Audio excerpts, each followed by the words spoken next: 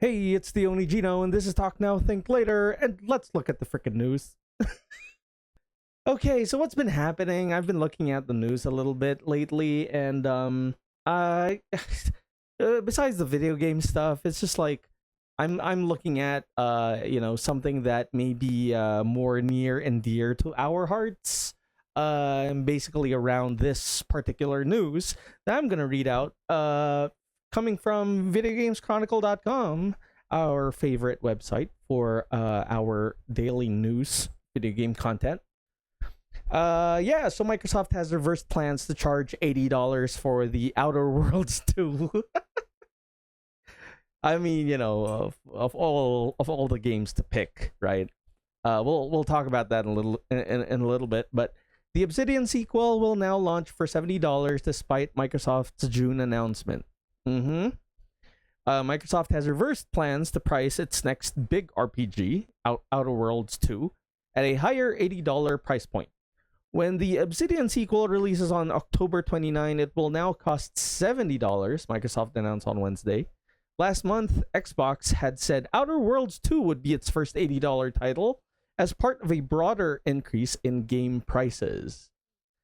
An Xbox spokesperson said, "We're focused on bringing players incredible worlds to explore and will keep our full-priced holiday releases, including The Outer Worlds 2 at $69.99 in line with current market conditions." Obsidian wrote on its social media channels on Wednesday, "We have received your SOS via Skip Drone about the pricing." They call it the SOS. As an organization devoted to making sure that corporations do not go unfettered, we at the Earth Directorate have worked with Redacted to revise the price of the Outer Worlds 2. While this will not bring peace to the galaxy or even your local colony, we assure you that we are all here to fight for all colonies in every way that we can. The Outer Worlds 2 is set for release on October 29, 2025 on Xbox Series X and S, PS5, and PC. It will also be available on Xbox Game Pass on day one. I'm going to say that probably it's going to be on the Nintendo Switch too as well. These games could probably run on there now. It's not clear what the change means for Xbox plans to increase all of its first-party games to $80 across the board. We understand that these changes are challenging and they were made with careful consideration given market conditions and the rising cost of development, Microsoft said in its announcement in June. Looking ahead, we continue to focus on offering more ways to play more games across any screen and ensure value for Xbox players.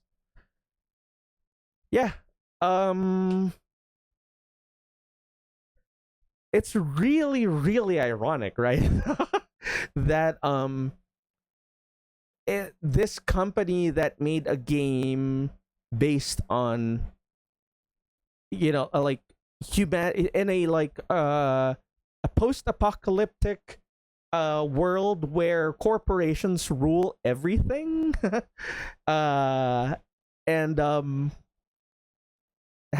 I've heard how shallow the implementation of that cool idea is, about like just super massive companies just controlling every move you make, in society and religion and basically like all of that. These people who made this concept are basically kind of trying to lead the charge to this new frontier of video game pricing. It's kind of out of touch, I feel. I don't know. It's how did we get to this point, really? Like $80. Yeah. I remember 2005, we started at $40, $50 US, right, for video games. And that was something already, I would say that's already like something, well, because of inflation, right? It's kind of the same, maybe $70, $80 today's money. but then that was the PS2 era, and then it slowly increased thanks to the rise of Call of Duty, right? So thanks Call of Duty for making everything $60. And then but like as games become bigger, development teams become larger. Super Mario Brothers World, I mean Super Mario World, I believe was a 10-person team. Now you have like freaking massive like Rockstar teams of like hundreds of developers, maybe even thousands, who knows. You have marketing and everything. And video games are not just like a fad now. It's basically something that competes with Hollywood, and it's continually rising, right? Like so I kind of see why it needs to be more expensive. But then like, so in 2020 we got to this point, right, to $69.99, basically $70. I think thanks to NBA 2K. Thanks sports fans for opening this new frontier of $70 video games. And after that, after 2K did that, all of that stuff, we're all now basically expecting the $80 mark, right? And it's starting, right? It's Mario Kart World, and then like I guess they're testing the waters with that, but I can kind of see it with Nintendo doing that. But with other franchises, I'm not sure. Especially when you lead with the Outer Worlds. Outer Worlds 2, I think it did okay, right? Like yeah, but it's not like it's the symbol of video game, technology advancements and like just like cutting edge whatever. It's the Outer Worlds too. What more can I say? Who's gonna lead this charge and is gonna really stamp this, right? Because if Mario Kart 9 is $80 at this point, and people are buying, but then Nintendo also has, if they have the audacity to charge 80, but then they also have the empathy to charge $69.99 for a Game of the Year qualifier such as Donkey Kong Bonanza. How are we dictating, how much is which game, right? Like Donkey Kong Bonanza, that's a freaking crazy game. It's made by the makers of Super Mario Odyssey, which has already had a proven track record of making freaking really good games. So Microsoft, using Outer Worlds, it's weird. You would think they would use like something like Halo. I don't know, would they bring back Titanfall or something? And like just like show them like, oh yeah, and Titanfall you can make everything break down like Donkey Kong Bonanza because we also have the tech, but the rubble has ray tracing, stuff like that. They had to choose the Outer Worlds for this. But we all know that who's gonna stamp this? It's gonna be GTA 6. Yeah, we're just all waiting for that, right? Like GTA 6 is gonna be the face of the $80 video game. And the sad part about that is, though even now I do think GTA 6 deserves to have $80 on the price tag for their game. I don't know about the other ones, like not what Rockstar does, but it's just gonna be this flat payment structure of AAA games and not indie games are probably gonna be $80, and then maybe like sales or I don't know repackages or remasters are gonna be like around 40 or something. and then your indie games are still gonna be at 20. Like are the indie games gonna change their prices to like 25 or 30? I don't know. I don't think so.